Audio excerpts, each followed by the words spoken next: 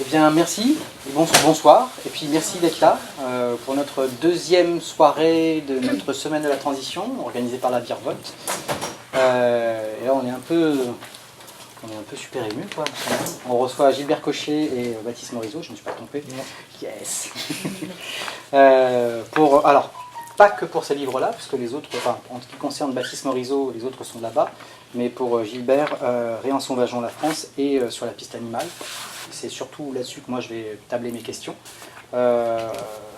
Comme à notre habitude, on vous sollicitera, c'est-à-dire que vous êtes là aussi, si vous le souhaitez, bien évidemment, et je sais que certains ont des questions, pour en poser. Voilà. Et vous n'hésitez pas à nous interrompre, pas forcément choisir la fin, genre une fois que nous on a épuisé nos lots, c'est les vôtres, voilà. Vous n'hésitez surtout pas. Merci messieurs d'être là en tout cas. Merci. Vraiment. Merci. Et alors juste avant, parce que cette collection Un monde sauvage, enfin Monde sauvage, il y a un petit texte au tout début que je trouve super beau, qui m'a vachement marqué, et qui dit, alors je vais essayer de le lire correctement, qui est un peu la définition de la collection, qui dit « La nation iroquoise avait l'habitude de demander, avant chaque palabre, qui dans l'assemblée allait parler au nom du loup. » Il y a encore d'autres textes, mais je vous invite à le lire vous-même. Et je vais l'introduire comme ça. Il me semble que ce soir c'est une palabre et qu'il y a deux personnes qui peuvent parler au nom du loup. Voilà. Et pour commencer, moi, je voulais poser une question un peu brute pour dire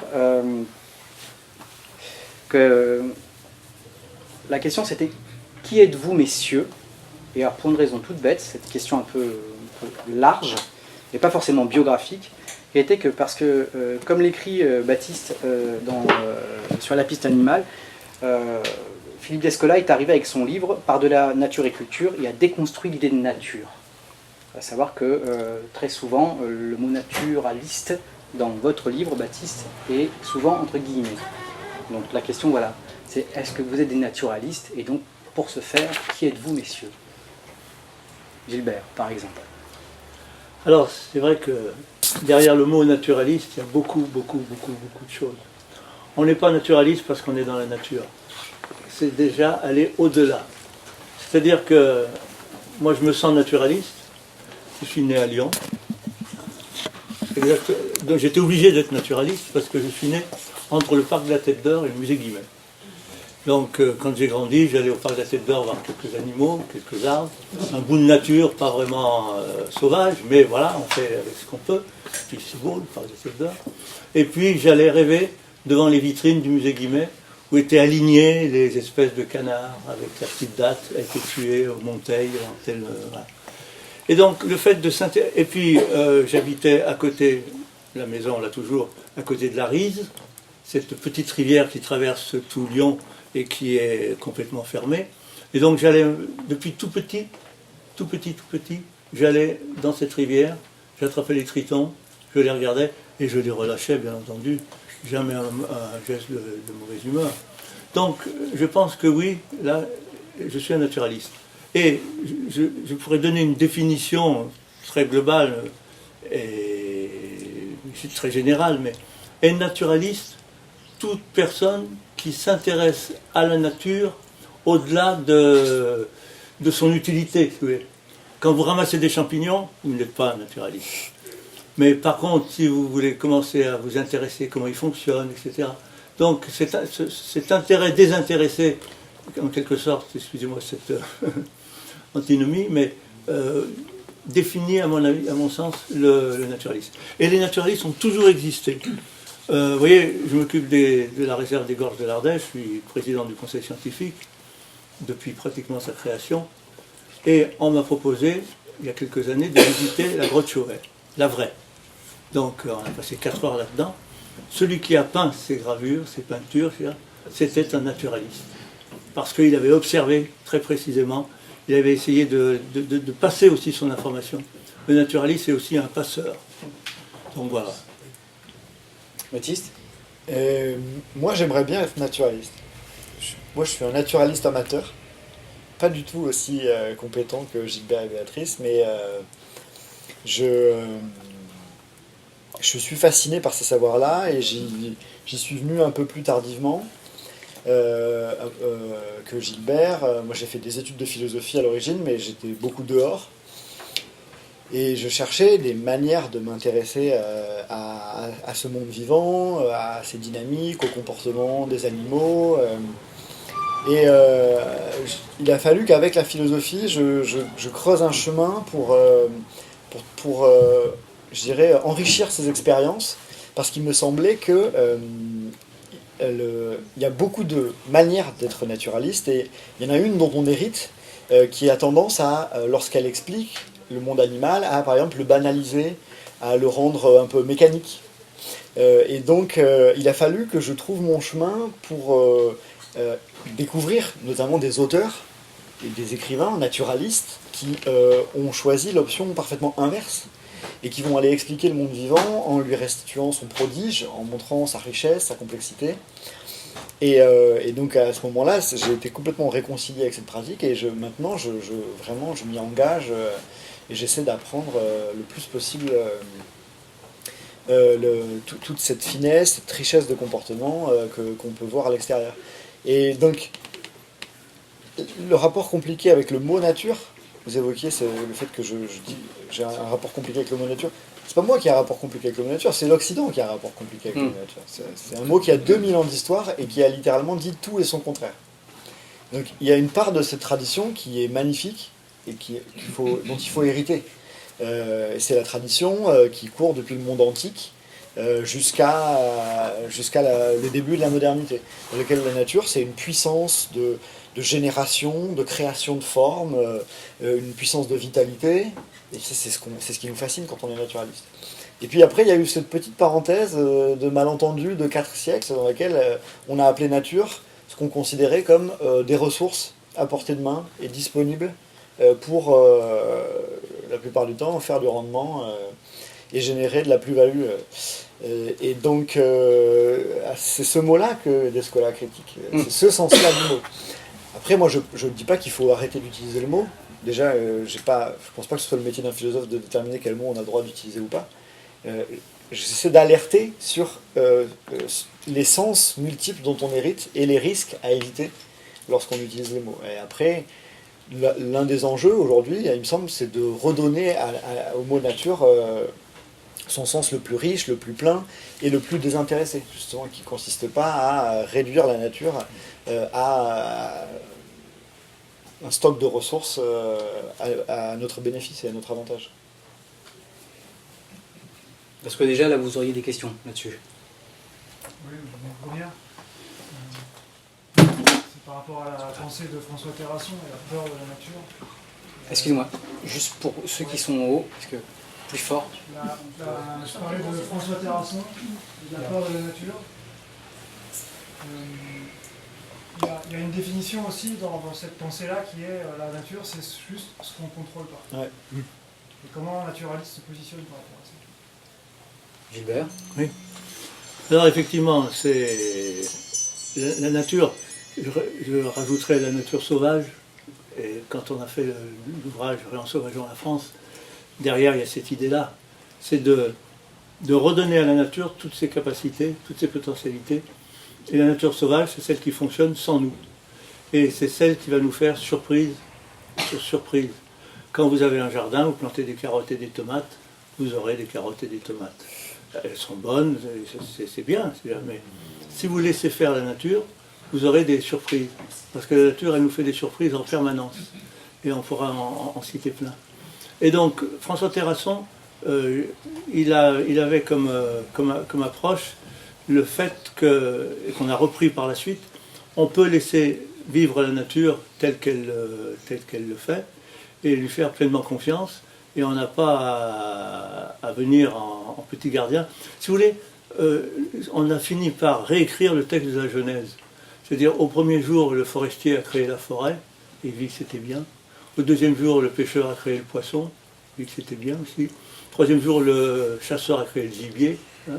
Et au quatrième jour, le gestionnaire des espaces naturels a créé la nature sauvage. La nature sauvage avec ses papillons et les orchidées. Et ça, alors souvent je l'évoque, mais c'est pas très gentil, mais ce côté, on est les gardiens en chef, les adjudants en chef, le petit doigt sur la couture du pantalon, donc les arbres bien machin, les espèces invasives on les enlève, on fait des petites mares, on aménage la nature. Là, on n'est pas dans le monde naturaliste. Autant dire les choses telles qu'elles sont. Alors, attention, parce qu'il y a des interventions. Le naturaliste, gestionnaire, c'est un peu antinomique, mais voilà, il peut l'être un petit peu, peut des fois intervenir. Vous voyez, il y a 2 jours, nous étions en Haute-Loire, près d'un barrage, c'est le barrage de Poutès, un barrage effacé. L'effacement de ce barrage de Poutès, et alors, moi j'en ai pleuré, parce qu'il y a du sable, il y a de l'eau transparente, c'est extraordinaire, c'est magnifique. Là où il n'y avait rien, il y avait des grosses pierres et tout ça, les saumons vont pouvoir revenir, se reproduire. Donc là, on est intervenu, mais en défaisant ce que l'homme avait fait. Donc en redonnant son espace de liberté à la nature. Et Rien Sauvager, on va y revenir bien entendu, mais Rien Sauvager c'est ça. Et donc, quel que soit l'état de nature, dès lors qu'on ne la touche plus, cette nature, elle va évoluer, elle va prendre de la place, elle va créer des fonctionnalités nouvelles, des choses comme ça. Et elle va nous étonner. On a l'impression que, si vous voulez, il y avait une grande scène d'opéra à la Verdi, Aïda, vous voyez, avec sa scène magnifique, ce sont les biotopes, et puis il y a les chœurs, tout ça ce sont les espèces, et ça vous fait un opéra absolument sensationnel. Nous on est venus là-dedans, on dit voilà, on a dégommé à droite, on a dégommé à gauche, maintenant quand il y a un ténor qui passe de temps en temps, ben, c'est en train de revenir. Et voilà, la nature nous offrait ça. Et donc le naturaliste, en fait, il est invité au spectacle. Et le non-naturaliste, il est invité aussi, mais il ne sait pas qu'il y a un spectacle. Donc des fois, il faut les aider. Et ce qui a été fait dans les décennies qui nous précèdent, c'est ça.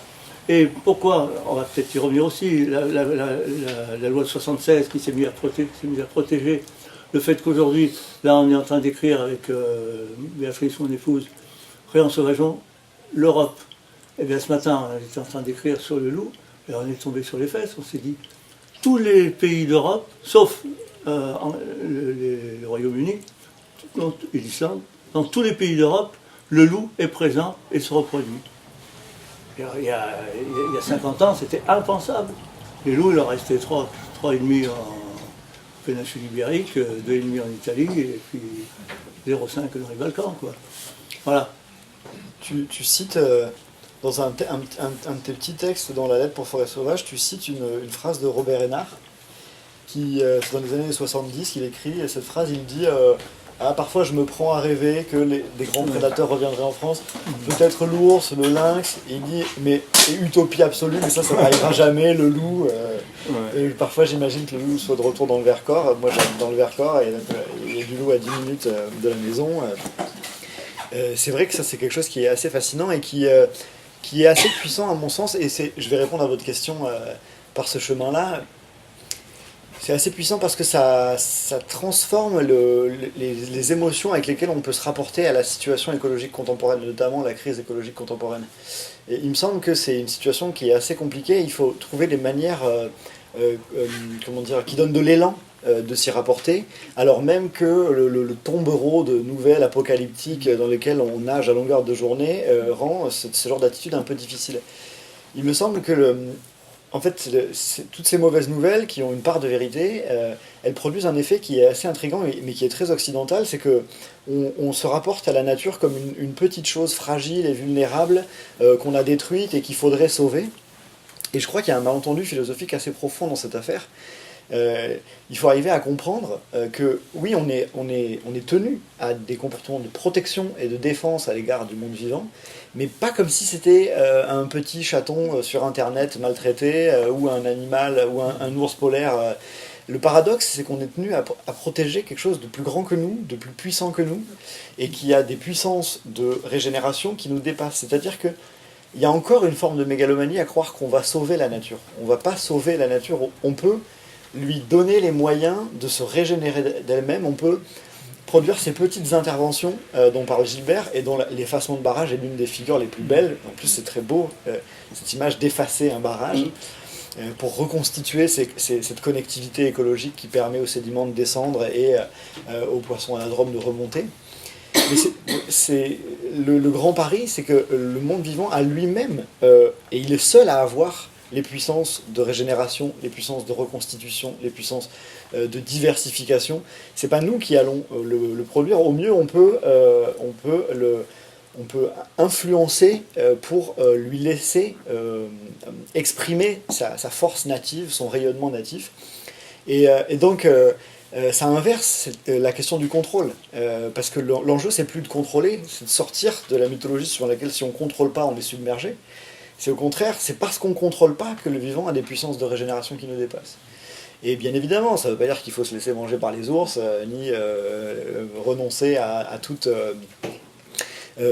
aménagement du territoire. Mais l'enjeu, c'est d'imaginer des aménagements du territoire qui ne se substituent pas aux dynamiques écologiques, mais qui se marient avec elles, qui se composent avec elles, et qui leur restituent leur pleine expression.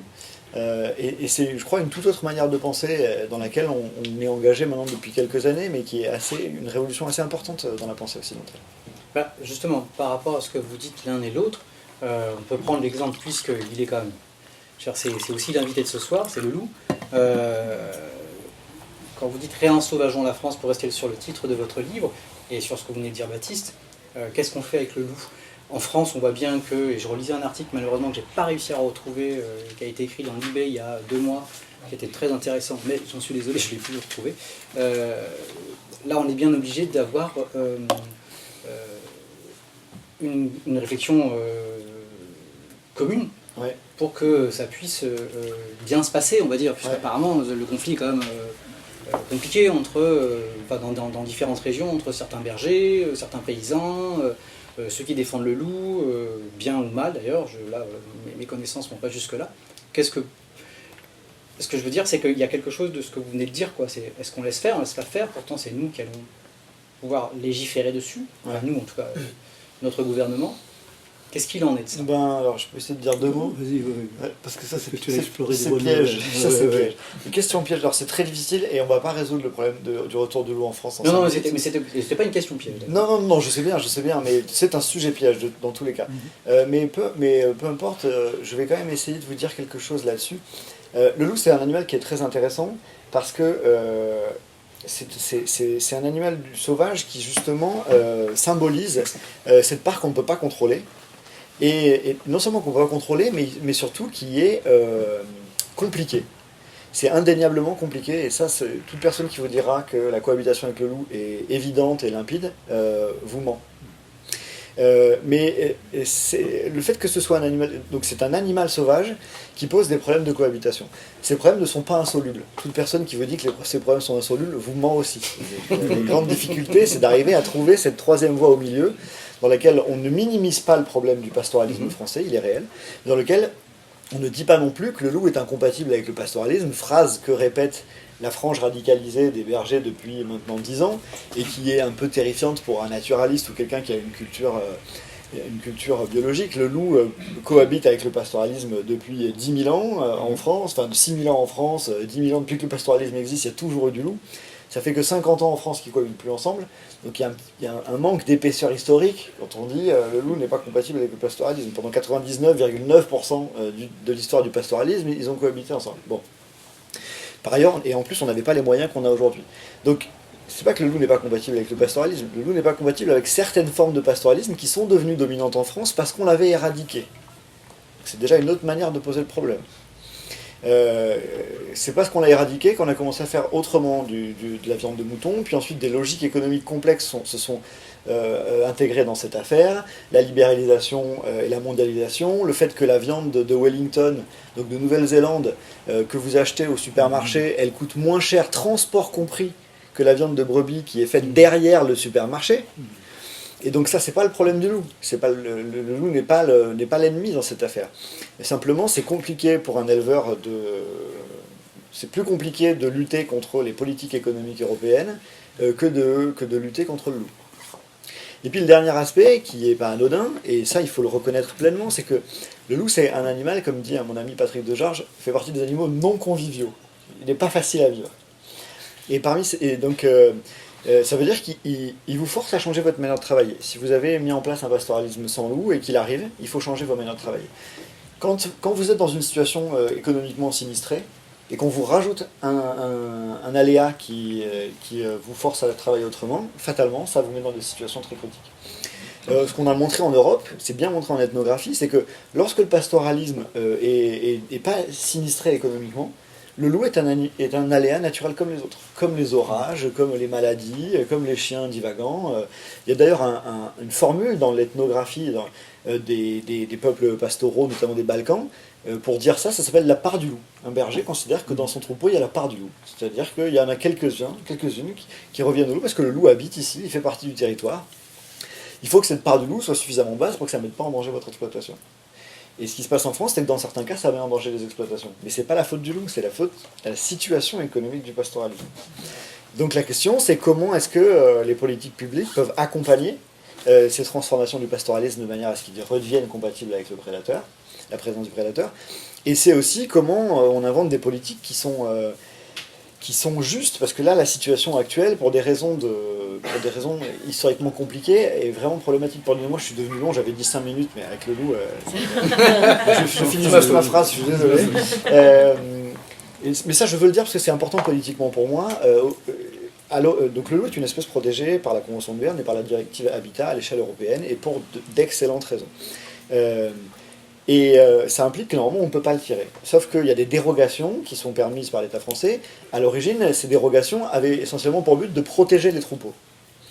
Et à certains égards, c'est défendable. Même si ce qu'il faut valoriser, c'est plutôt des techniques non létales de protection des troupeaux, et on voit très bien que quand c'est bien fait, ça marche. Ça, c'est une autre fake news sur le loup. Quand vous entendez des gens qui vous disent les moyens de protection ne marchent pas, c'est faux. Dans la plupart des cas, s'ils sont bien employés, les moyens de protection marchent. Mais ce qui s'est passé, c'est que cette politique qui utilisait le tir pour protéger les troupeaux, et à certains égards ça peut avoir du sens, moi je ne suis pas contre cette directive-là, elle a dérivé ces dernières années, et c'est devenu une politique de régulation de la population de loups. C'est devenu une politique de régulation quantitative dans laquelle on massacre des loups, littéralement. Donc là, cette année, c'est 100 loups au moins, sur une population de 500 ou 530 individus, alors que c'était 2 loups dans les années 2000. Donc ils ont eu une première dérogation pour tuer 2 loups dans les années 2000, et cette dérogation a enflé, aujourd'hui on peut en tuer 100 par an. Et ça, c'est illégal, parce que c'est de la régulation, et en plus ça n'a pas de sens, parce qu'aujourd'hui on a montré qu'il n'y a aucune étude qui montre que ça a des effets sur la protection des troupeaux, et qu'il y a même des études qui suggèrent que ça a des effets négatifs sur la protection des troupeaux. Et en tout cas, ce que ça induit, c'est que ça dérive, ça détourne l'attention du vrai problème, qui est l'amélioration des moyens de protection aux troupeaux. Donc voilà, il y a toute une série d'enjeux politiques. Bon, je vais m'arrêter là, parce que sinon on ne s'en sortira pas. Gilbert, vous voulez rajouter quelque chose là-dessus? Oui, alors, prenons le loup sauvage, et dans son fonctionnement naturel, pour avoir une autre approche. L'efficacité du loup. On prend un lynx. Un lynx, il a un territoire de 100 km². Un lynx, 100 km². Sur ces 100 km², il va y avoir 1 millier de chevreuils, 1 millier de chamois. Et lui, il a besoin d'un chevreuil, un chamois par semaine. Donc, allez, 50 sur l'année. Là où il en a 2000. Vous imaginez l'impact négligeable. Le loup, globalement, pour une meute de loup, le territoire, c'est 300 km². Donc déjà, par rapport au lynx, il est sacrément efficace. Parce que la meute de loup, elle peut faire 10 loups, 12 loups, 13 loups, voire 15 loups. Et un loup a besoin, lui, de 20 biches ou cerfs pour un an. Donc, une meute de 10 loups, ça vous fait 200 cerfs. Voilà. Et sur ces 300 km², il va avoir 3000 cerfs, 3000 chevreuils, 3000... donc, il va avoir des milliers. Et donc, tout ça pour dire que, pour préserver les élevages, il faut avoir des territoires suffisamment riches en termes de gibier. Or, on est très très bas. On était vraiment très très bas, on était à 0. Il n'y avait plus rien. Donc quand vous partez de 0, vous êtes vite content. Hein, on dit, ah, le retour s'est fait, effectivement.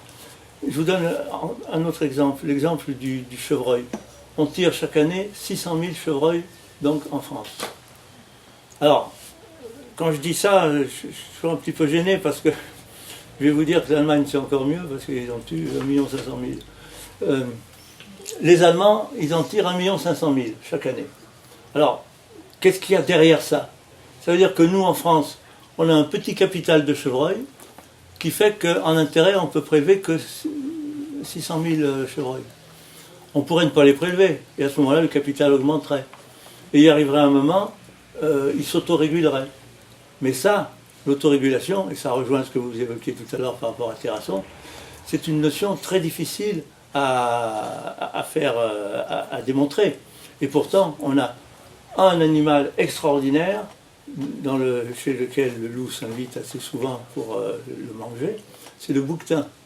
Le bouquetin des Alpes, c'est un animal qui est protégé depuis un siècle, même un peu plus. Et les effectifs dans le parc national du Grand Paradis, dans le parc national de la Vanoise, dans le parc national suisse, dans le Grand Paradis, 1914, il y a les effectifs du bouquetin, on ne l'a jamais régulé, on ne l'a jamais tiré, on ne l'a jamais occupé. Aujourd'hui, il y a le même nombre. Si vous voulez, les chamois, c'est pareil. Quand ils arrivent à une densité de 10 chamois pour 100 hectares, planning familial, on ne va pas au-delà. Sauf s'il y a vraiment de quoi se nourrir. Mais quand on met ces chiffres en parallèle, avec le loup, on voit deux choses. On voit donc son extraordinaire efficacité, parce qu'il chasse en meute. Et si je compare avec le lynx, il est tout seul. Une fois par an, il s'accouple. Vous voyez, ils ne sont pas compliqués. Et puis après, ils repartent vivre chacun tout seul, donc dans leur territoire de 100 km² qu'ils connaissent parfaitement. Donc le loup est hyper efficace, et la nature, comme le disait Baptiste, effectivement, elle est généreuse. Généreuse, généreuse. Les croissances dans la nature, c'est à faire pâlir les économistes. Vous voyez, quand on dit on fait peut-être du 0,7, 0,8, mais on est des minabilis, minables de ces minables, c'est misérable. La nature, elle fait du 40%. Donc, voilà. Alors après, bien sûr, elle tape dedans aussi. Puis on revient sur... mais voilà, c'est la richesse, c'est l'abondance. Donc, voilà ce que nous fait la nature. L'homme, je ne sais pas pourquoi, souvent, quand j'étudie une situation, je me dis, bon sang, on pourrait être riche et bien portant, et il faut encore qu'on soit pauvre et malade. Et la pénurie, on aime ça.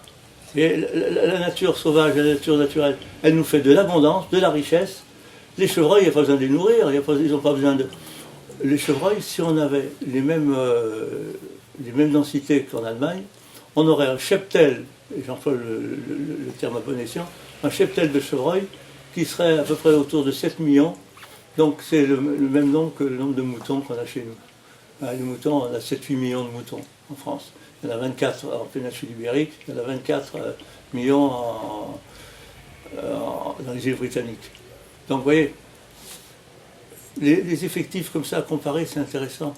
La chèvre sauvage, il y a une centaine d'individus dans le monde qui restent, ils sont tous là où elle a été domestiquée la première fois.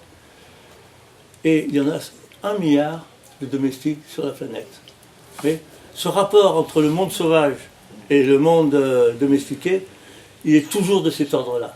Et si on s'amusait, on va juste l'évoquer là, de se mettre à nous peser, si on pesait toute la biomasse des bonhommes, nous tous on se pèse comme ça, voilà, sur toute la planète.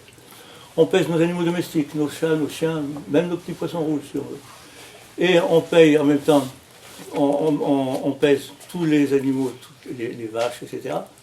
Ça va nous faire 98% de la biomasse. Et les 2% qui restent, ce sont tous les animaux sauvages. Les éléphants, les écureuils, les loups, voilà. Donc quand on en arrive là, on se dit qu'est-ce qu'on fait? Ouah, encore un petit effort et on les aura tous. Et on sera dans un monde, et le plus terrible, il est là le plus terrible. C'est que ce monde-là, il peut fonctionner. C'est-à-dire un monde où il y aura l'homme, le cochon, la vache, pas le prisonnier, la chèvre, le mouton, la poule. Là. Ce monde-là, il existe. On a fait plein de voyages avec ma petite famille, et il y a une photo que j'ai regretté de ne pas avoir faite partout, c'est la clôture, l'herbe verte. À Hawaï, la clôture, l'herbe verte. Partout où vous allez dans le monde entier, l'Amazonie, c'est fini, c'est la clôture, l'herbe verte. Vous voyez, je ne sais pas ce qu'il a, ce bonhomme. C'est une espèce qui ne voit qu'une chose sur la planète, en faire un green, hein, donc la clôture, l'herbe verte. Voilà. Ben non, la nature, c'est pas ça. La nature sauvage, c'est tout autre chose que ça.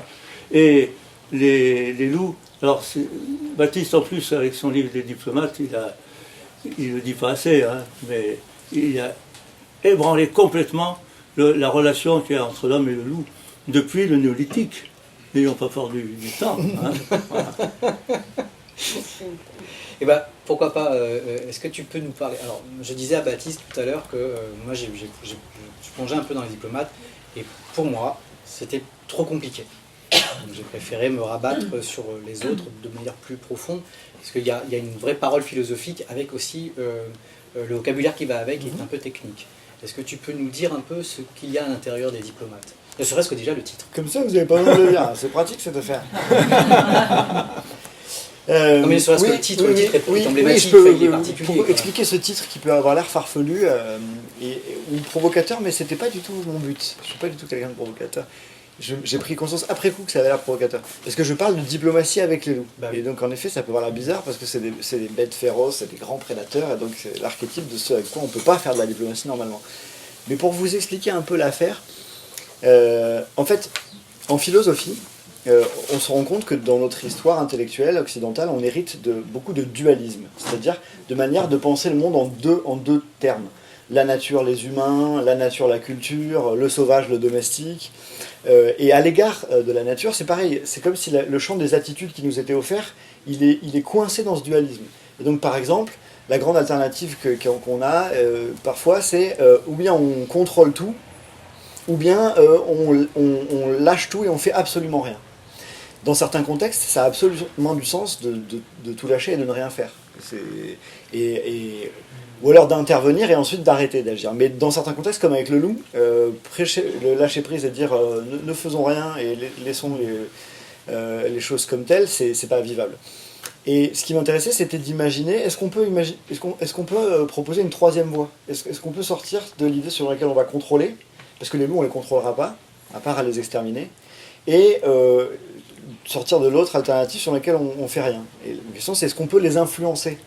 Est-ce qu'on peut leur envoyer des messages? Ce qui est fascinant avec le loup, c'est que c'est une espèce qui est très impressionnante à cet égard, c'est que les loups, vous le savez, sont des animaux qui vivent en meute, et les meutes sont territoriales, et les meutes marquent leur territoire par des marquages qui sont des grattis, des frottis, leurs excréments, qui sont porteurs d'odeurs, et ces odeurs sont déposées tous les 50 à 200 mètres, et ça crée des frontières. C'est des frontières d'odeur. Et lorsqu'une meute étrangère arrive à cette frontière d'odeur, elle va s'arrêter, et elle va la sentir, elle va la reconnaître, et là elle va changer son comportement. La plupart du temps, elle ne va pas rentrer, elle ne va pas traverser, elle va longer. Si elle revendique le territoire à l'extérieur, elle va marquer pour dire « moi je mets ma frontière ici, mes drapeaux ». Et donc ça c'est assez fascinant, c'est-à-dire que nous, on considère que les loups, c'est des sortes d'animaux pulsionnels qui, dès qu'ils voient une brebis, se jettent dessus et qu'on est obligé de les contraindre par la force pour les empêcher de nous submerger.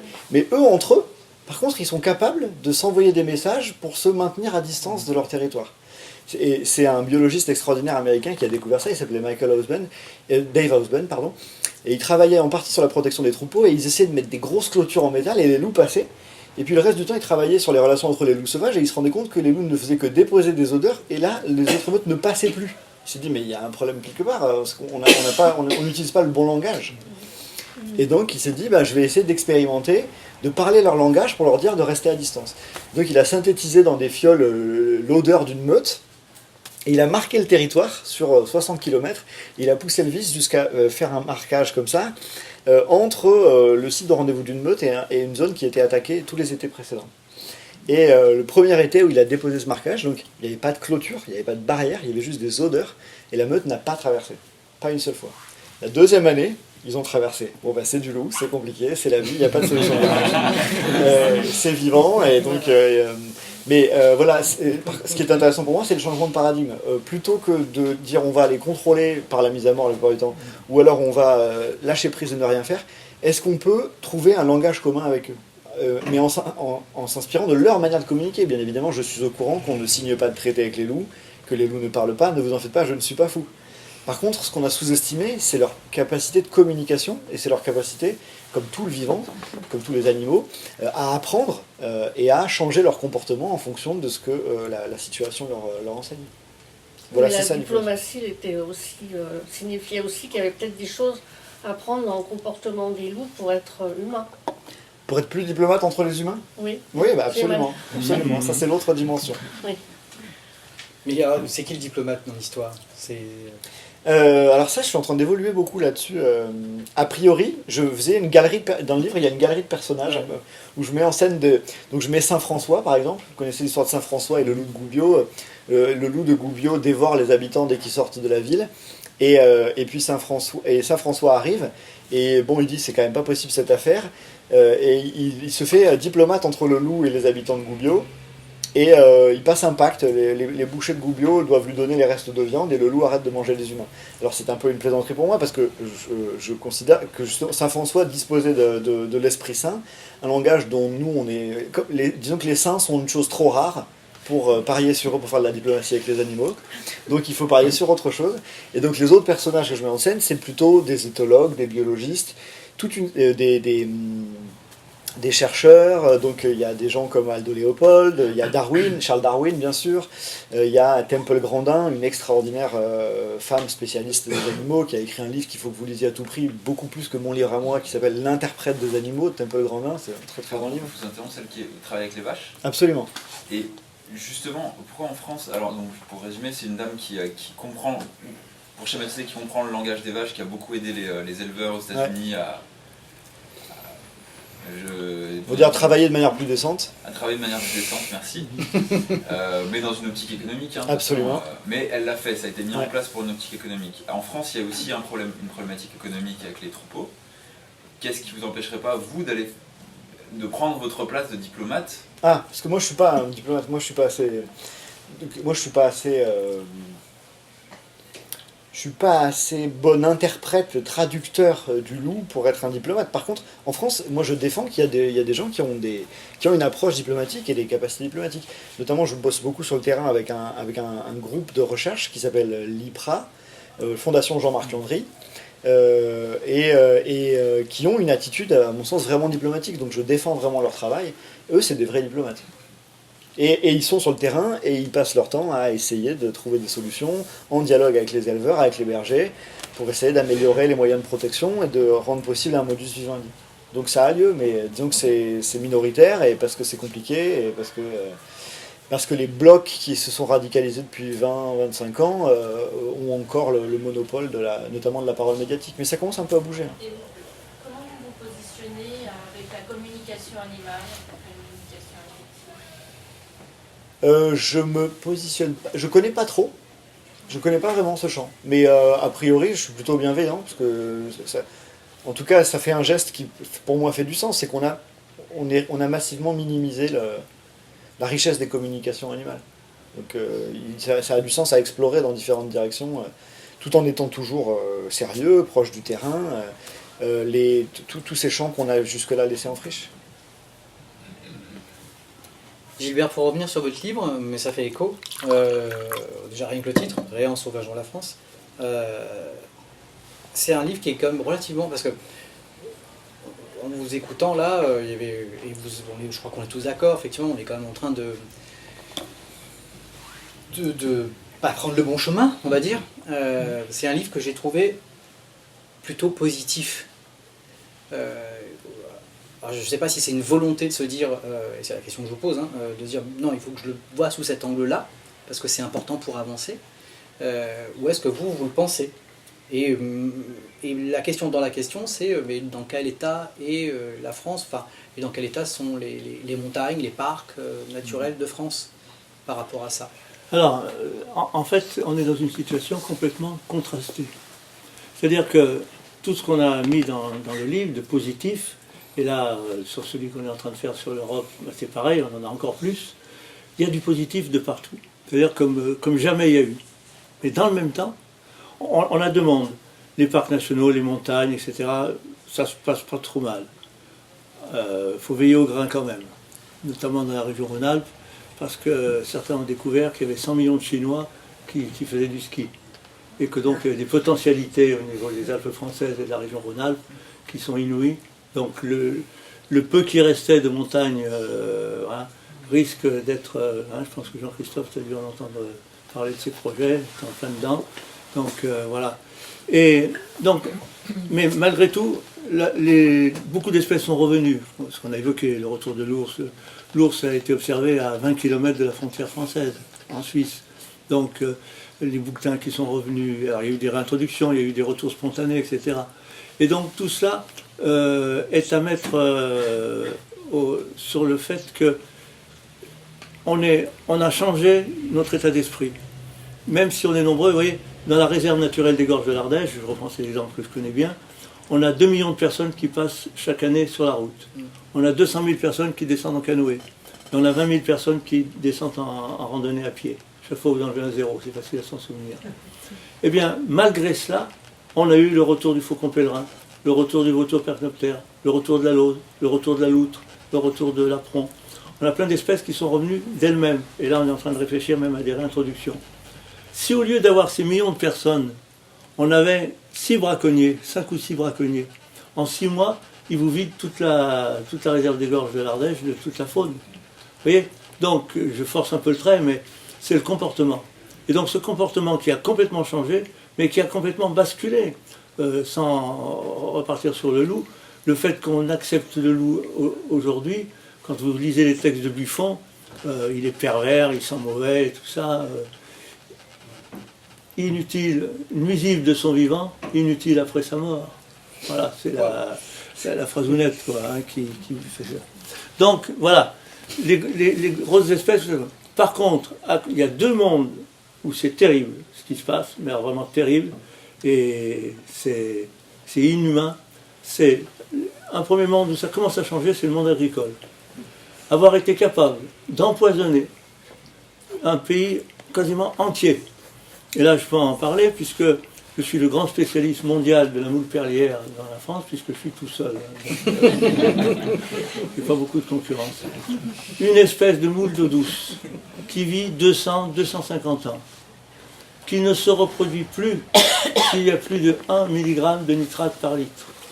C'est-à-dire que quand vous rentrerez à la maison, si vous avez de l'eau de Volvic par exemple, vous la regardez, il y a 7,4 mg de nitrate par litre.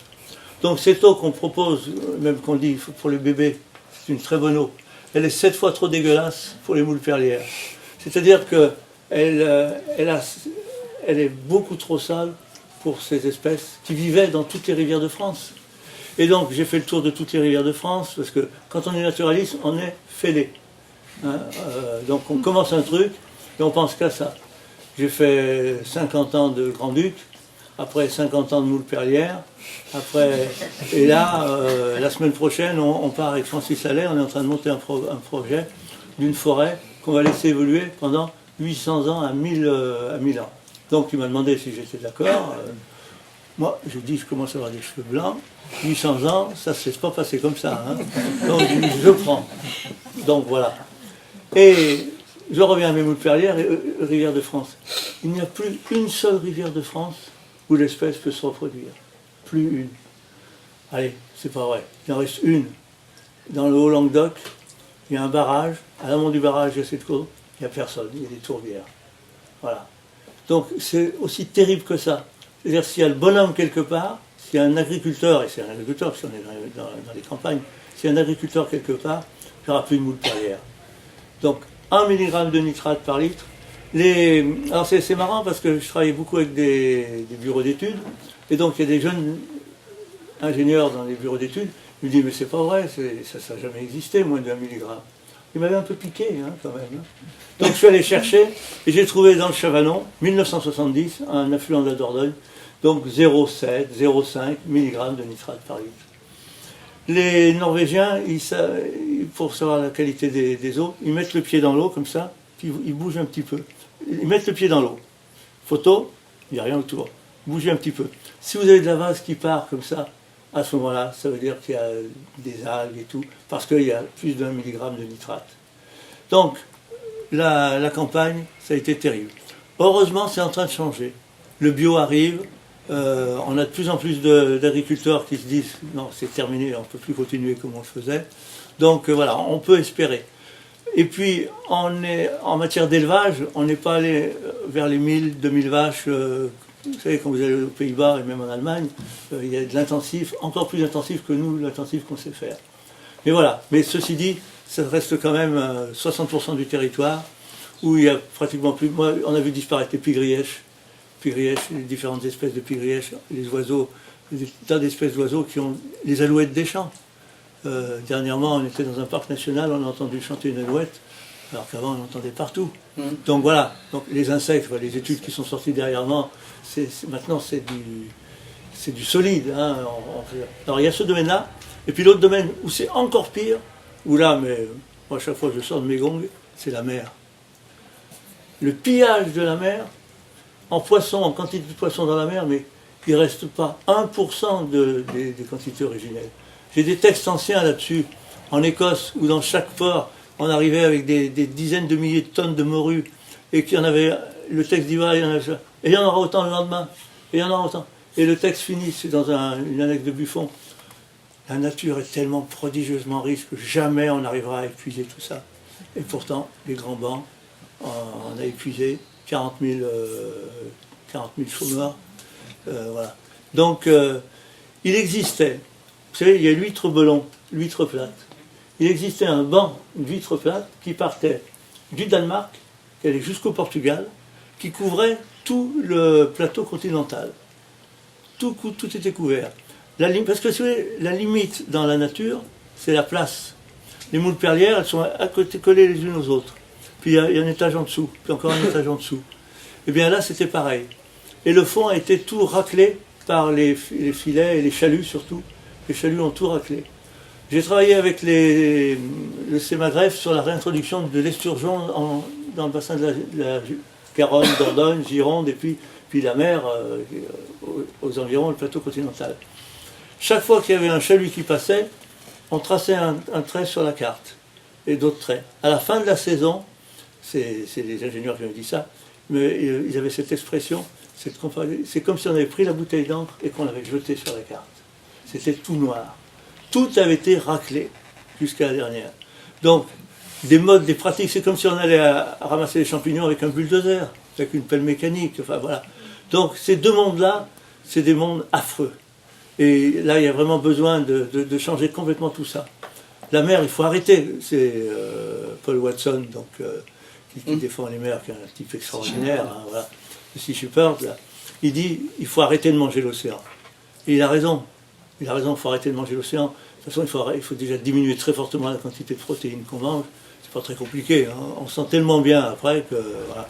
Et ça ne veut pas dire d'être tous véganes, hein, pas du tout. Hein. Nous, on mange de la viande, mais on en mange que de la très bonne, comme on dit toujours. Hein. Et voilà. Mais voilà, en gros, la situation... Est-ce que pour les mers, c'est pas déjà trop tard? Ou est-ce que si on arrête ce processus, ça peut se régénérer Alors, voilà, c'est ce que disait Baptiste tout à l'heure. On n'a pas l'humilité, souvent il nous manque l'humilité de dire « Ah mais ça va, ça n'a pas besoin de nous ». Et effectivement, si on laisse faire, c'est le cas des réserves naturelles. Une petite réserve naturelle, le parc national de Port-Cros. Autour, vous avez 1500 hectares qui est préservé, on n'a pas le droit de pêcher. Depuis 1963. Quand le Port-Cros, le parc national a été créé, il y avait 2 mérous, ou 1,5. Et tous les années, ils sont comptés. Alors, on les multiplie pas, hein, tous les années, ils sont comptés. On en a plusieurs centaines actuellement. Donc, vous voyez, donc, oui. Là, c'est la résilience, ce qu'on appelle la résilience. Les capacités de récupération. Et en mer, c'est beaucoup plus que sur Terre parce que la mer est un corridor. C'est-à-dire tout peut se déplacer partout. Et donc, on retrouverait... Vous vous rendez compte que les derniers records de taille des poissons datent tous des années 50. C'est-à-dire qu'on leur a plus laissé la possibilité de grandir après. C'est complètement fou. Les forêts, quand on coupe les arbres à 100 ans, un arbre, il peut vivre 500, 600, 800. C'est pour ça qu'avec Francis Allais, on va faire ce projet de 800 000 ans. Donc on fera une petite conférence. Hein, avec plaisir. Ouais, 800, voilà. Et donc, on sait que quand on a coupé à 100 ans, si vous voulez, on n'a que 10% de la biodiversité. Les 90% de la biodiversité qui reste dans la forêt, c'est à 200 ans, à 300, à 400. Il faut attendre jusqu'à 1000 ans pour avoir la totalité. On est des goujats. Imaginez, vous rentrez dans un restaurant, vous vous installez, on apporte mise en bouche, hein, vous la piquez, vous partez, vous dites voilà, vous laissez tout le reste, vous êtes complètement idiot. Mais l'homme fait ça, c'est ce qu'il fait. Il y a une forêt qui commence à pousser, qui va nous offrir des merveilles, des richesses, et ben, il commence à tout prendre. Il peut.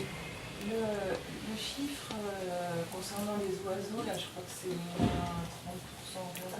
Oui, voilà, c'est cet ordre-là. Est-ce que vous pouvez nous expliquer comment il sort ce 30% en fait? On arrive à compter tous les oiseaux? Non, alors on les compte pas un par un, sauf moi, hein, quand je fais les inventaires de Grand-Duc. Comment ils sont élaborés ces chiffres? Alors, en fait, on appelle des IPA, c'est-à-dire des indices ponctuels actualisés. Ça dure 20 minutes. Il y a un protocole qui est surtout reproductible. Donc il faut que ce soit toujours le même. Depuis des dizaines d'années, on fait ça, depuis des décennies. C'est-à-dire qu'on va se mettre un poste, et puis pendant 20 minutes, on note tous les oiseaux qu'on voit, et tous les chants surtout. Il faut avoir une très bonne ouïe. Donc tous les chants, voilà. Et au bout de 20 minutes, on part, on va ailleurs, etc. On revient l'année d'après, etc. Et ça, vous avez... Quand on a fait le premier atlas des oiseaux nicheurs, en 1970, il y avait 500 observateurs. Quand on a fait le deuxième, au tout début des années 2000, il y avait 2000 observateurs. Et le dernier qu'on a sorti en 2016-2018, il y avait plus de 20 000 observateurs. Donc le nombre d'ornithologues n'a fait qu'augmenter. Et donc le nombre de données n'a fait qu'augmenter aussi. Donc voilà, ce sont des statistiques en fait. Mais des statistiques qui sont vraiment très robustes. Et à côté de ça, il y a des naturalistes, des ornithologues qui vont s'intéresser à tout un secteur où ils avaient inventorié le nombre de coupes de pigrièches, etc., sur des petites surfaces. Et c'est publié, il y a des tas de revues, voilà. Donc ça c'est vraiment du solide. Ouais. Ça vous convainc? Non mais après, en tant que juste citoyen, par rapport à ce que vous dites, parce que c'est une vraie question, il suffit juste... je dis ça parce que c'est un truc qui m'a marqué, j'ai un jardin, et je me suis dit ça il y a... cet été, que quand j'étais petit, chez mes grands-parents, je me souvenais très bien des hirondelles. Les hirondelles, il y en avait plein. Vous vous souvenez des champs d'hirondelles qui passaient en permanence? Bah là, j'en ai compté, et pour le coup, comme j'appartiens à la LPO, j'en ai compté, et là j'en avais 6 dans le ciel. Durant tout l'été, 6. Moi je trouve qu'on entend peu justement dans le discours courant des gens qui sont en contact quotidien, enfin, probablement plus à la campagne qu'ici, parce qu'on entend plus les oiseaux là-bas, il y en a plus. Mais je trouve que c'est peu présent dans la parole quotidienne. Non, mais vous avez raison. Ça m'étonne en fait de ne pas l'entendre plus Alors, chez les paysans, chez les gens qui ont une expérience de vie qui permet de faire cette comparaison. Il y a que les scientifiques qui en parlent. Oui et non, mais si vous voulez, la parole scientifique elle est faite pour être publiée, donc on la reprend, etc. Tandis que ce que vous évoquez souvent reste dans le village. Nous, on habite un petit village ardéchois. Donc, quand on discute avec les gens, on va dire avant, il y avait des martinets, des tourterelles, des trucs comme ça. Et contrairement à ce que je disais tout à l'heure, il n'y a pas besoin d'être naturaliste pour observer ça. Et donc, ça se dit, mais ça ne va pas plus loin. Voilà. Et c'est un petit peu... Les papillons, c'est pareil. Les papillons... voilà. Il y a un concept, il y a une idée pour... pardon. Ah ben, les lucioles, simplement pour vous dites qu'il n'y a plus de lucioles. Nous, on était en Espagne donc cet été, on est arrivé quelque part sur une réserve vers Emporia Brava, et on a des tas de lucioles. Et c'est vrai qu'on avait oublié le temps des lucioles, voilà, qui nous éclairaient. Et ça fait une lumière très très forte, hein, c'est extraordinaire. Hein. Mais oui, vous avez raison, bien sûr, bien sûr. Baptiste? Oui, juste un mot. Il y a une idée qui essaie d'expliquer pourquoi justement on formule quand on ne le construit pas scientifiquement avec des comparaisons objectives, quantifiées, on a tendance à pas arriver à sentir la transformation et notamment la perte de biodiversité. C'est pour ça que ça s'appelle amnésie environnementale. Et l'idée, c'est qu'en fait, chacun prend pour norme de ce que c'est qu'un environnement normal et sain, celui qu'il a rencontré au moment où il s'y est intéressé. Et ce qui fait que, à chaque génération, quand vous héritez d'un monde appauvri en termes de vivants, vous considérez que c'est la norme, vous ne connaissez pas ce qui s'est passé auparavant, et les moyens de comparer sont pas forcément évidents. Et il y a un exemple que je trouve extrêmement puissant de ça, c'est il y a quelque temps dans le monde, le monde titré « La population de tigres de l'amour en Inde a augmenté de 30% depuis les années 2000, c'est extraordinaire ». Donc quand vous regardez l'histoire des données, dans les années 2000, il y avait 2000 tigres en Inde, aujourd'hui il y en a à peu près 3000, donc en effet, augmentation de 30%, c'est prodigieux. En 1900, il y avait 100 000 tigres en Inde. Donc, vous voyez, c'est typiquement amnésie environnementale, explosion de la population de tigres, sauf qu'il y en a 97 000 de moins qu'il y a un siècle.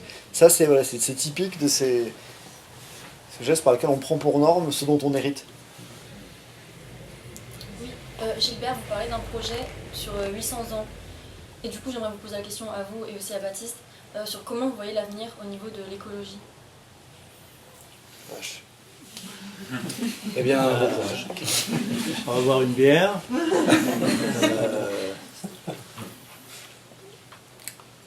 Comment dire? Moi, je suis plutôt optimiste. Pour quelle raison? Je suis enseignant à la retraite. J'ai eu des jeunes, je suis enseignant lycéen et puis à la fac ici avec mon ami Hervé. Donc, pour préparer le CAPES et l'agrégation. Les nouvelles générations, ils nous rassurent. Ils nous font du bien. On a deux filles aussi, une qui a 20 ans et une qui a 30. Et celle qui a 20 ans est à la fac ici. Ils font des clean walk, ils appellent. Des quoi? Des clean walk. Ah oui, pour nettoyer. Des randonnées pour ça. nettoyer, vous vous rendez compte, à ramasser. Ils font un recyclage, c'est pas du 100%, c'est du 200%. Voilà, moi je trouve ça de façon extraordinaire. On a le nombre de membres dans les associations qui est quand même relativement important.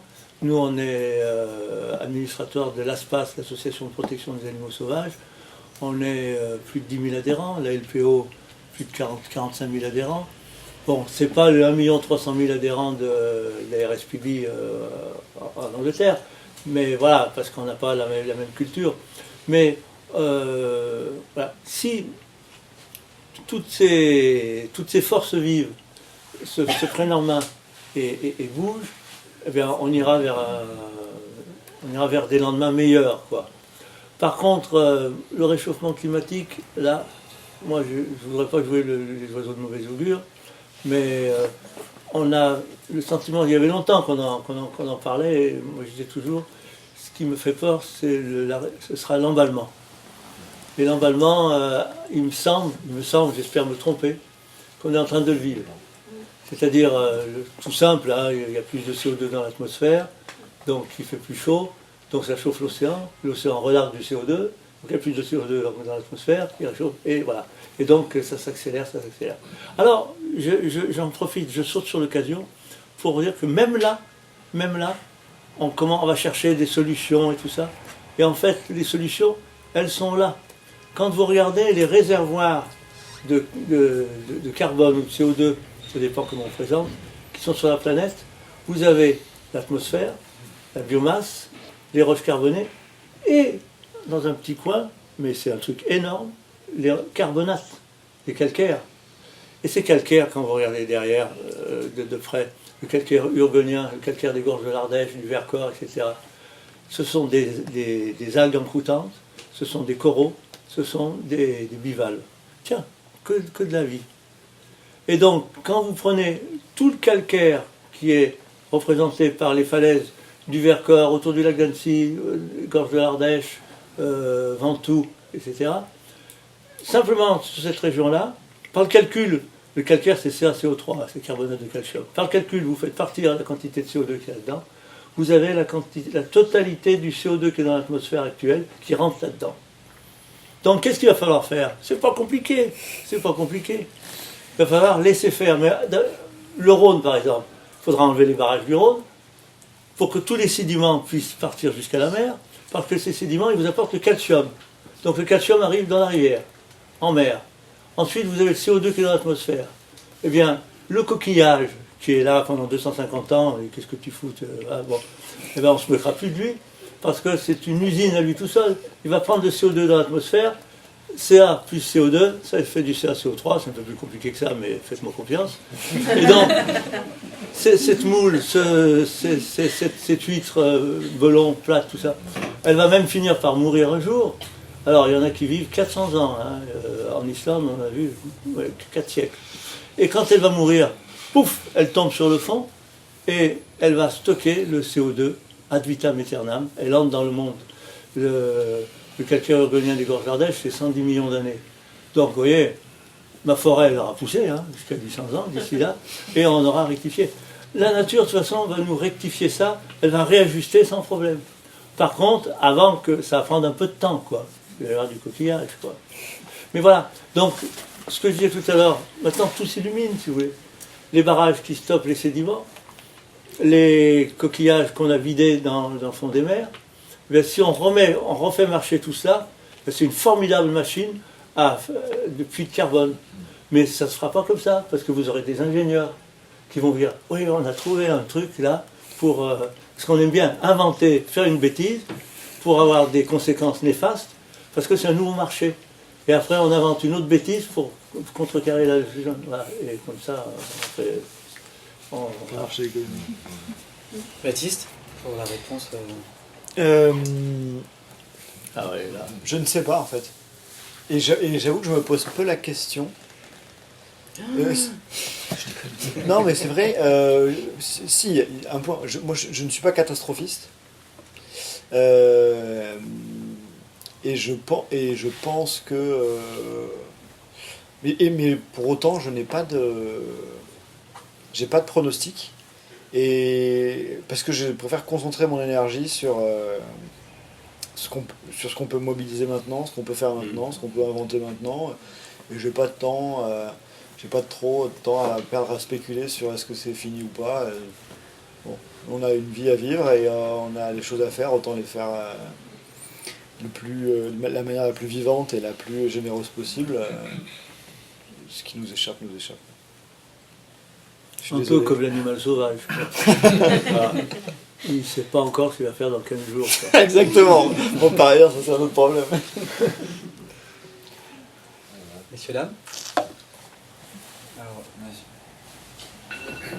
l'idée et la pratique des parcs nationaux, c'est quelque chose qui est venu des États-Unis au départ et que l'Europe et notamment la France a imité un siècle après, quoi, à partir des années 1960, il me semble. Est-ce que ça vous semble des dispositifs efficaces? Et d'ailleurs, est-ce que ça vaut même le coup de comparer ce qui se fait aux États-Unis, étant donné la taille de certains parcs, qui seraient plusieurs départements français mis bout à bout, et ce qui se fait en France? Je parlais tout à l'heure des quelques hectares autour de Port-Cros. Donc évidemment, ce n'est pas du tout la même échelle, mais est-ce que ça vous semble être quelque chose qui a même de corriger, d'aider à corriger certains des travers qu'on a pu créer, quoi?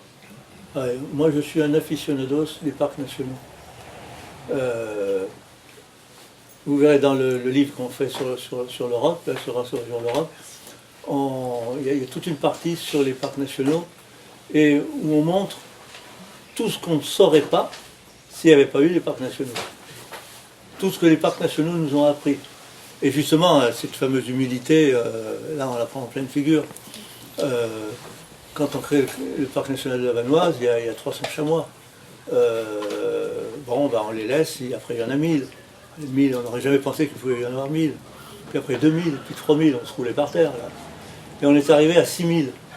Et le parc de la Vanoise, il fait 60 000 hectares. Et 6000, ça fait 10 chamois pour 100 hectares. Cette fameuse densité, si vous voulez, limite. Et donc, à partir de 6000, les chamois ont arrêté, se sont autorégulés. Ils ont des systèmes et tout ça. Et il n'y a pas de chasse, rien du tout. Le parc national est la preuve que le monde sans chasse peut exister. Que ça fonctionne très bien tout seul. Donc, alors c'est vrai qu'en Europe, c'est des tailles petites, mais on est en train de prévoir la déprise agricole. D'ici en 30 ans, on va avoir 30 millions d'hectares, donc qui sont déjà en grande partie libérés et qui continuent de se libérer. 30 millions d'hectares, c'est 30 Yellowstone. Yellowstone, c'est 1 million d'hectares. C'est-à-dire 10 000 km², c'est-à-dire 2 départements français, la Drôme et l'Ardèche réunis. Et donc les potentialités sont énormes. Vous savez, si on prend le nombre d'ours présents en Europe avec la Russie d'Europe, l'Ukraine et la Biélorussie et puis tous les autres pays, eh bien, on arrive à peu près à 60-70 000 ours. Vous prenez les ours d'Alaska, Canada, États-Unis, on arrive à 40 000. Donc il y a plus d'ours en Europe, dans le continent européen, qu'en Amérique du Nord. Vous voyez, donc on bouscule un petit peu. Et on a des potentialités pour faire des parcs nationaux très grands. Alors en France, si, là dans l'ouvrage Relancer Région de la France, je fais plusieurs propositions de parcs nationaux. Il y en aurait un, par exemple, entre le parc national des Écrins et le parc national de la Vanoise, qui s'appellerait Cers-Montabor. C'est absolument magnifique. Voilà, la vie reviendrait. Parce que le problème, c'est que quand vous laissez un territoire non protégé, même si on se tient mieux qu'avant, il y a toujours du braconnage. Dans le parc national du Grand Paradis, il y avait une grève des gardes qui a duré 3 jours. Il y a eu 300 animaux qui ont été tués. Vous voyez, en 3 jours. Donc ça donne une idée. Mais oui, les parcs nationaux, c'est magnifique, quoi. Même si il y a des parcs nationaux. Le pire, à mon avis, là ça fait de la peine, c'est le parc national des Calanques. Le parc national des Calanques, là, c'est le canular, quoi. Il faut le garder pour montrer ce que c'est qu'un parc national canular. Vous avez 40 000 hectares de zones marines. 40 000 hectares, c'est énorme, c'est fabuleux.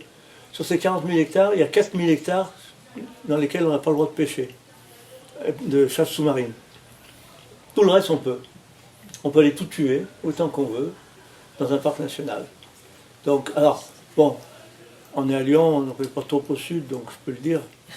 On partira vite après. On nous a donné l'explication, c'est, le terme n'est sans doute pas le bon, mais la mafia marseillaise qui a besoin de pouvoir prélever quand elle veut.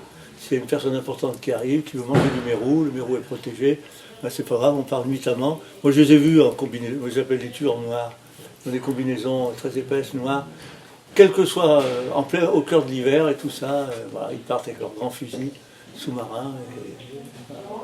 Donc, alors qu'en mer, la biodiversité, elle explose.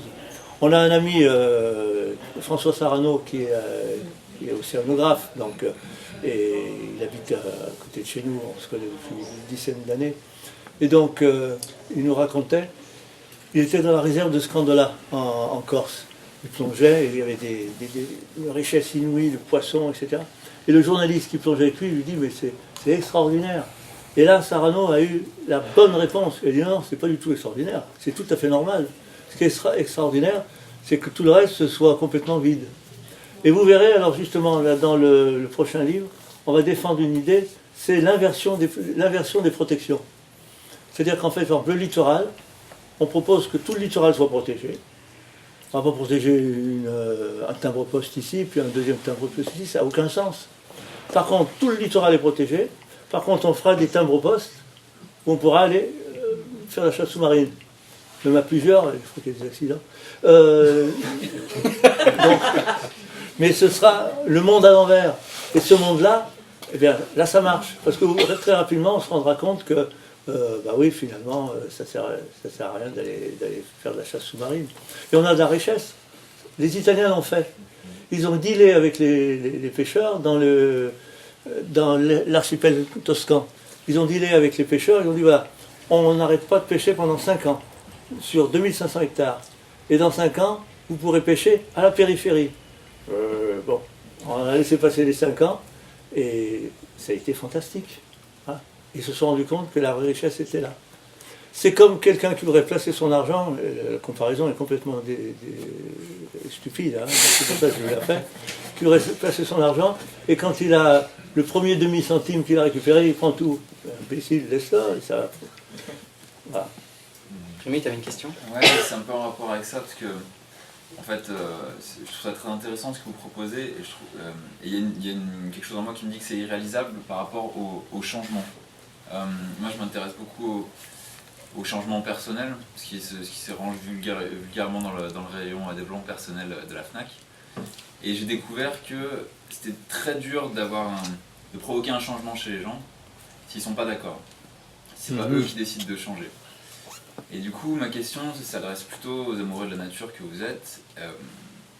Est-ce que vous auriez un truc, un tout petit pas, un tout petit quelque chose pour inviter quelqu'un à changer de point de vue sur la nature?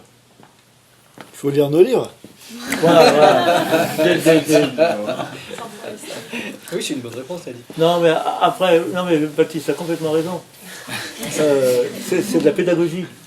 Lire les livres, les conférences, etc. Moi, pendant un certain temps, je me disais, bon, toutes ces conférences, tous ces trucs comme ça, est-ce que ça fait avancer? Et donc, j'ai monté une association qui s'appelle Forêt Sauvage. On achète des terrains. Je me dis, quand on achète un terrain, voilà, on a 600 hectares, donc c'est du costaud, c'est du solide, voilà. Et puis, en même temps, quand je vois l'évolution des mentalités, je me dis, bah quand même, les conférences, les livres, tout ça, c'est bien. Donc la pédagogie, mais c'est vrai que sur la moule perlière, j'ai dû faire une quinzaine d'émissions de télévision, comme j'étais le spécialiste mondial. Donc, chaque fois, c'était toujours pareil. Le journaliste, il arrivait avec ses caméras, son gros machin, il avait du filmer lourd, son machin. Et c'est quoi là? C'est la moule perlière. Quoi. Alors déjà, il ne savait pas à quoi il fallait qu'il s'intéresse le plus, à la moule ou au bonhomme qui s'intéresse à la moule. Hein. Et donc voilà, bon, de fil en aiguille, on se met à parler, les nitrates, les phosphates, les perles. Marie Médicis, pour le baptême de son fils, avait une robe avec 40 000 perles. Et il y a une perle de qualité pour 1000 moules.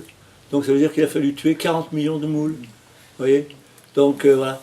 Et puis cette moule perlière, elle a une substance qu'elle libère quand ses larves sont fixées sur les branchies d'un poisson. Et ça enlève toutes les tumeurs et tout ça. Et donc Valéry Zhuganov, mon ami russe qui travaille là-dessus, a inventé un élixir pour lutter contre les cancers à la base de ces substances, de ces moules. Donc voilà. Et quand je suis allé au Kamchatka pour faire Ushuaïa, j'ai rencontré des scientifiques là-bas, et Valéry Zhuganov. Ah, bah Valéry Zhuganov, bien sûr, on le connaît bien. Il est péninsule de Kola, et là on était au Kamchatka, mais c'est ça la Russie. Hein, voilà. Il travaille sur une molécule de jouvence, parce que la moule perlière, 250 ans. Donc petit à petit, vous racontez ça, hein, et les journalistes, ils étaient émerveillés, ils disaient, bah, voilà, effectivement. Donc, accrocher avec des petits trucs pédagogiques, faire rêver, je crois que c'est ça, être positif. Moi qui suis lyonnais, j'ai vu Miribel-Jonage, j'ai une photo, je suis au sommet d'un arbre de Miribel-Jonage, il n'y a que de la forêt, partout, et au loin vous voyez Fourvière qui sort. Et donc tout ça c'était une forêt alluviale, une des plus grandes forêts alluviales de France, et je l'ai vu découper, couper, tronçonner en long, en large et en travers, puis après faire des trous partout, et en fait c'était des gravières, quoi. Et donc voilà, eh bien d'avoir vu tout ça, alors soit on a l'air abattu, puis on se dit c'est foutu, soit au contraire on continue de s'émerveiller, et on transmet cet émerveillement, et enfin on essaye de le transmettre, et puis pour faire en sorte que ça change, quoi. Mais il y a quand même des résultats.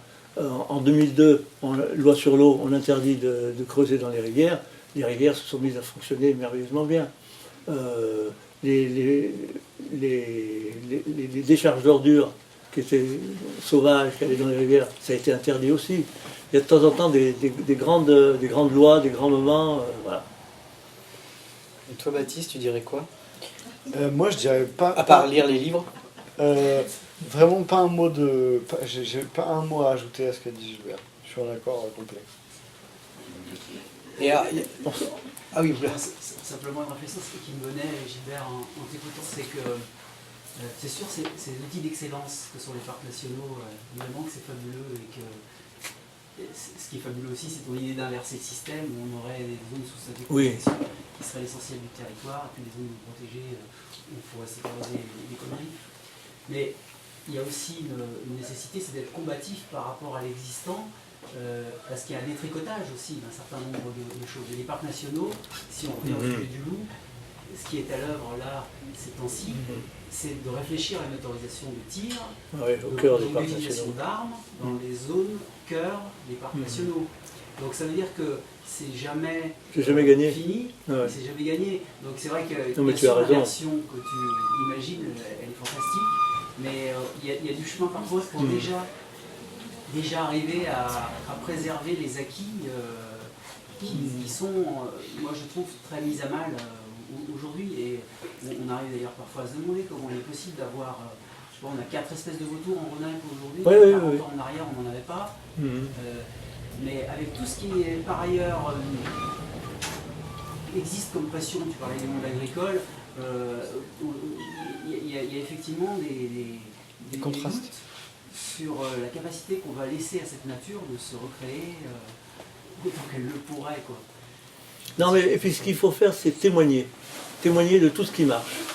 Les barrages, moi je suis un grand pourfendeur de barrages, donc on a appris que si on réussit un effacement de barrage, on enlève le barrage, les poissons reviennent, toute la faune revient, ça marche bien, etc. Et on communique là-dessus. On peut, dans la foulée, effacer 10 autres barrages. Alors, je vous rassure tout de suite, c'est des barrages inutiles, qui menacent ruine, voilà, c'est pas un beau barrage qui vient d'être construit, le barrage de Tignes, on va pas aller avec, pour l'enlever, qui produisent beaucoup d'électricité. Donc on peut en effacer une. Si au contraire on rate son coup, eh bien on est bloqué. Voilà. Les réintroductions, c'est pareil. Il faut faire très attention quand on fait une réintroduction, il faut mettre toutes les chances de son côté. Au début, on bafouillait un peu, on a tâtonné avec les réintroductions. Maintenant, il faut reconnaître que la quasi-totalité des réintroductions fonctionnent. Il faut dire que, encore une fois, la nature est bien. On voulait réintroduire le chamois dans la Lozère. Et donc, avant de réintroduire, il faudrait un spécialiste des habitats du chamois. Alors, il y avait Jean-Pierre Choisy, donc, qui avait répondu, il dit oui, il y a un spécialiste de l'habitat du chamois, c'est le chamois. Voilà. Le chamois, on le met devant la cathédrale de Mende, un coup de pied au derrière, il va vous trouver son habitat à la minute qui suit. Mais là aussi, il faut des experts. Messieurs, dames, est-ce que vous avez d'autres questions? Sachant que Gilbert et sa compagne doivent repartir en Ardèche. Oui, mais on arrivera à l'heure des lynx. Et des questions pour Baptiste aussi, éventuellement. Moi, j'étais surprise par la définition que vous avez donnée du naturaliste, l'intérêt désintéressé. Les deux? Ah non, Gilbert. Mais aussi, mais vous êtes moins exprimé là-dessus. Si, je suis d'accord avec cette définition. Ouais. Alors, mais qu'est-ce qu'on. Alors, c'est possible dans un parc régional ou un parc national, mais la question de l'utilité de la nature, on ne peut pas l'évacuer non plus, quoi. Est-ce que c'est forcément une prédation négative? Non, si on la pense dans une complémentarité. Ah oui, bien sûr. De toute façon, on peut être aussi naturaliste agriculteur, naturaliste éleveur, naturaliste chasseur. Oui. Mais effectivement, dès lors qu'on s'intéresse à l'objet, mais à mon avis, enfin, quand on est, je reprends l'exemple que je donnais du ramasseur de champignons. Le ramasseur de champignons, il y a des jours, il n'y a pas de champignons. Donc il est bien obligé de s'intéresser, il va regarder, voilà. Donc celui qui se balade en nature, voilà. Celui qui fait un trail à toute vitesse, comme on les voit maintenant, là, je ne sais pas beaucoup ce qu'ils retiennent. Moi, on a pas mal d'amis, on randonne beaucoup, et on choisit nos amis randonneurs. Quand on randonne avec Baptiste dans le Vercors, on est sur la même longueur d'onde. Donc on fouille chacun dans son coin, ou ensemble, tout ça, dans les rochers et tout. Et puis on a d'autres amis, l'autre fois on est parti de Chichiliane, et Chichiliane, le plateau, sans respirer, quoi. Et on avait nos jumelles, on dit, mais quand est-ce qu'on regarde le bouquin? Alors après, ils n'avaient pas bien compris, alors j'ai dit, c'est comme si on avait un voyage, on traversait une bibliothèque, on regarde comme ici, et on n'ouvre aucun livre. Vous voyez, c'est ça. Alors là, on n'est pas naturaliste, quand on est comme ça. Voilà. Mais sinon, il y a toutes les formes. Et puis, la nature, il faut, comme disait Baptiste, il faut de l'humilité, pour l'appréhender. Et puis, surtout, ne jamais avoir très peu d'approches utilitaristes. C'est pas une voie de connaissance, l'utilitaire. Si. Voilà, Non, mais tout à fait, c'était le mot. Si. Non, mais effectivement, vous avez raison. Ouais. Moi, j'adore les livres de François Couplin, sur les plantes sauvages comestibles. Donc là, on est à la fois naturaliste et puis en même temps, on se sert, quoi. Donc c'est le côté utile. Mais tu racontais, Baptiste, sur la façon dont tu pistes, que parfois, pour revenir à ce que disait Gilbert et à votre question, que tu pouvais rester au même endroit et faire 200, 700 mètres, pas plus, et tourner en rond. Tu donnes l'exemple à un moment d'un... C'est un cercle, c'est un élan un au élan, Canada. voilà, un élan au Canada. Ouais. Oui, c'est vrai. Mais là, c'est vrai que c'est une situation dans laquelle l'intérêt pour l'animal, il est vraiment... il n'est pas... Il n'y a pas de pratique, il n'y a pas de dimension économique derrière. J'aimerais plutôt répondre à votre question. En fait, moi, je pense qu'il n'y a pas du tout... Comment dire ? Il n'y a pas de contradiction nécessaire. C'est deux aspects d'une même personne. Par exemple, un ami à nous qui s'appelle Stéphane Durand, il est en train de faire un documentaire dont le sujet, je trouve extraordinaire, c'est sur les paysans naturalistes. Qu'est-ce que c'est un paysan naturaliste ? C'est un paysan. Et c'est un paysan qui exploite la terre. Mais il est naturaliste, c'est-à-dire qu'il a un intérêt, une sensibilité, une fascination pour le monde vivant sauvage qui cohabite avec lui sur le territoire. Et ce que ça implique, c'est que sa manière d'exploiter la terre en est complètement différente. Ça implique qu'il comprend les dynamiques du sauvage, qui interagissent avec son exploitation. Ça implique qu'il les respecte, ça implique qu'il fait de la place, ça implique qu'il trouve des manières de les faire communiquer. Et donc il n'est pas dans une sorte de culte du désintéressement total, c'est bien un paysan. Mais c'est un paysan qui, du fait de sa sensibilité à la nature sauvage, exploite autrement. La raison pour laquelle, là, avec Gilbert, on met l'accent sur la dimension désintéressée de l'intérêt, c'est parce qu'on est des perdants de l'histoire. En fait, on est en résistance ici, là. C'est ce que Gilbert vous dit quand il dit il y a 10 000 ans, 17% de la biomasse, c'était des animaux sauvages, et aujourd'hui, 2% de la biomasse, c'est des animaux sauvages. Et c'est en partie, mais nettement, dans l'histoire, corrélé au monopole du point de vue utilitariste et instrumental sur la nature.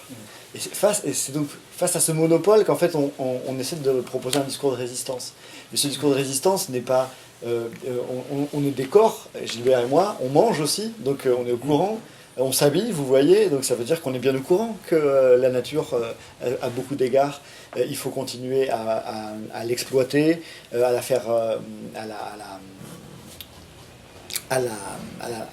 j'aime pas la formule de la mettre au travail, mais à obtenir d'elle ce dont nous avons besoin. Mais ce qu'on dit, c'est qu'en plus de ça, parallèlement à ça, et même parfois à la place de ça, il faut un autre type d'intérêt qui leur restitue leur statut d'être et pas de ressources. Et ce mouvement-là transforme aussi votre manière d'exploiter, et il le transforme dans la bonne direction. Et ce sera la dernière, on dit comme ça ? Oui, alors ma question aussi pour Gilbert et aussi pour Baptiste, quand et comment avez-vous commencé à vous intéresser à la nature ? Alors, il y a des personnes qui ont un moment, ils ont eu un contact, etc. Baptiste, je ne sais pas, mais moi je suis né à Lyon, mais aussi loin que je m'en souvienne, j'ai toujours été intéressé par la nature. Donc il n'y a pas eu de rencontre d'une personne. Voilà. Alors pourquoi j'ai deux frères, mon jeune frère s'intéresse autant que moi, mon frère aîné s'intéresse moins. Mes parents, on était en ville, donc je n'ai pas des parents naturalistes. Voilà, je ne sais pas, il doit y avoir peut-être un gène du naturalisme. J'inverserais plutôt la question, je demanderais aux gens à partir de quand et comment vous vous êtes désintéressé de la nature. C'est ça le problème. Oui. Mais vous avec êtes... un lien oui, c'est vrai qu'il y a vous avez raison. Ouais. Pour les animaux chez les enfants. Je réfléchis, moi non plus, il n'y a pas de moment clé, je n'ai pas une expérience à vous raconter qui serait décisive. Mais par contre, il y a une expérience de transformation qui est importante pour moi et elle est plus tardive. C'est-à-dire que j'ai beaucoup été dehors depuis très tôt et j'étais déjà fasciné par le monde animal. Mais c'est quand j'ai commencé à pister qu'il y a vraiment une transformation qui s'est faite. Donc pister au sens large de s'intéresser aux signes que laissent les vivants, en particulier les animaux, mais en fait ça peut aller très au-delà. S'intéresser aux signes qu'ils laissent et essayer de traduire ces signes pour comprendre comment ils habitent.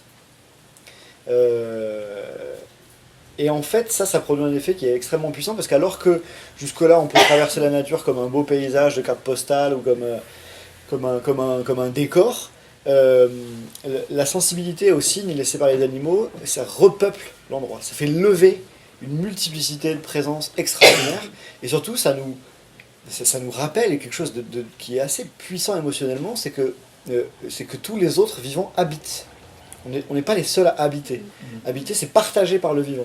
Et dès lors que vous commencez à voir à sentir les habitudes des animaux, leur manière de s'intéresser à certaines choses plutôt qu'à d'autres, le goût des chamois pour les paysages splendides, ça fait un choc par exemple. Quand on se rend compte en pistant que les chamois mettent leurs couches assez systématiquement face à des paysages splendides. Donc là, tout ce qu'on nous a expliqué sur le propre de l'homme, c'est le sentiment esthétique. En fait, il y a beaucoup de choses qui volent en éclats dès lors qu'on accède au fait que les autres vivants habitent et ça repeuple ces milieux. Et ça, c'est des pratiques qui sont pas du tout élitistes. En fait, on apprend sur le terrain. Gilbert, il m'apprend plein de choses. On essaie petit à petit, en fait, on enrichit la sensibilité en apprenant à décrypter des signes.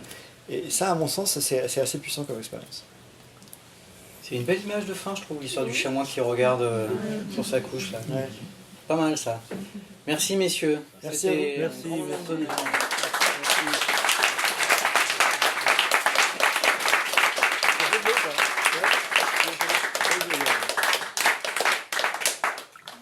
Et si vous le souhaitez, j'ai posé la question en amont, Gilbert et Baptiste, si vous le souhaitez, bien évidemment, pourraient dédicacer les livres. Voilà. On leur a mis...